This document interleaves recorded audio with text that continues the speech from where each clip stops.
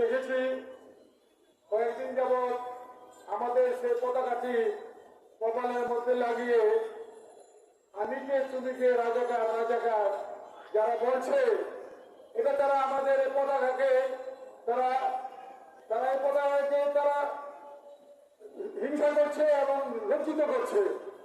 বন্ধুগণ, কোটার বিষয়টি কি আপনারা সকলেই জানেন।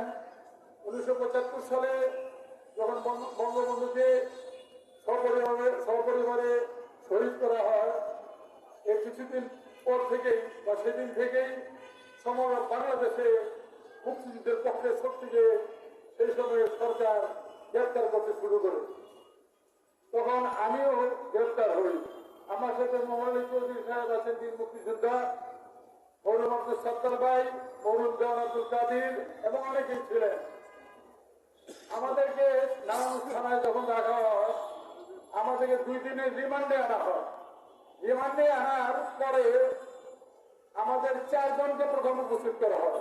আমি আব্দুল সত্তার ভাই, মোহাম্মদ আলী চৌধুরী এবং এনায়েতুল্লাহ। একজন এসআই আমাদেরকে জিজ্ঞাসা করছেন, আপনারা কি মুক্তিযোদ্ধা? সত্তার ভাই বলছেন, না না, আমরা মুক্তিযোদ্ধা হতে যাবো কেন? তার মানে কেমন একটা ভীতির পরিবেশ ছিল, কেমন ভীতির পরিবেশ তৈরি করা হয়েছিল। মুক্তিযুদ্ধের পরিচয়টা দিতে আমাদেরকে শঙ্কিত হতে হয়েছে। মোহাম্মদ আলী চৌধুরী সাহেব তিনি একটি কথা বলছেন, মুক্তিযুদ্ধের মাত্র বলেছেন তাকে একটি চোখের আঘাত করা হয়েছে ভেঙে। 1975 সাল থেকে 1996 সাল পর্যন্ত মুক্তিযোদ্ধাদেরকে কিভাবে দাবিয়ে রাখা যায়, কিভাবে তাদেরকে ধ্বংস করা যায়, হত্যা করা যায়, তারা নির্মূল করা যায়, তারা সে পদক্ষেপ নিয়েছিল। কোটা পদ্ধতি বঙ্গবন্ধু থাকতে শুরু হয়েছিল।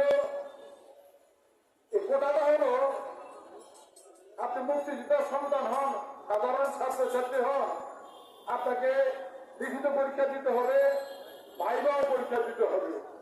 লিখিত পরীক্ষায় উত্তীর্ণ হবেন, ভাইভাও উত্তীর্ণ হবেন, তারপরে আপনাকে আসতে হবে কোটা। তার মানে কি, এই যে শ্রেণীকে কোটা দেওয়া হয়েছে তাদের মধ্যে থেকে এইভাবে কোটা পূরণ করবে তালিকা অনুযায়ী। সেখানেও বৈষম্য, প্রশাসনের রন্ধে রন্ধে আজকে সেই ঘাপটি মেরে বসে আছে রাজাকারের গোষ্ঠী। আমাদের এই আজকে সঞ্চালক যিনি সবুজ পরিবর্তন সবুজ, তিনি একজন বীর মুক্তিযোদ্ধা সন্তান। তিনিও 2004 সালে পরীক্ষা দিতে গিয়ে ভাইভাই পাস করেছেন এবং রিটেন পাস করেছেন। তাকে মুক্তিযোদ্ধা সন্তানের কোটা হিসেবে তাকে সেই চাকরিটি দেওয়া হয় নাই, তিনি উপস্থিত হতেন। এইভাবে আপনি কোটায় পাস, আপনি বেদায় পাস করবেন, লিখিত পাস করবেন, ভাইভাই পাস করবেন, তারপর আপনাকে দিবে না। এখনো ঘাপটি মেরে বসে আছে। শুধু ছাত্রদের মধ্যেই ঘাপটি মেরে বসে থাকে নাই, প্রশাসনের সর্বোচ্চ এই রাজাকারের সন্তানেরা ঘাপটি মেরে বসে থেকে আজকে মুক্তিযোদ্ধাদেরকে নিগৃহীত করছে। আজকে 30% যে মুক্তিযোদ্ধাদের কোটা বলা হয়, সেখান থেকে 4, 5, 6% মুক্তিযোদ্ধাদেরকে চাকরি দেওয়া হয়, বাকিগুলি সেই সাধারণ ছাত্রছাত্রীদের থেকে নেওয়া হয়। আমি বক্তব্য দীর্ঘায়িত করবো না। এই ধরনের যে ঘৃণ্য তাদের মন মানসিকতা মুক্তিযোদ্ধাদের বিরুদ্ধে, মানে পক্ষান্তরে স্বাধীনতার বিরুদ্ধে তারা অবস্থান নিয়েছে।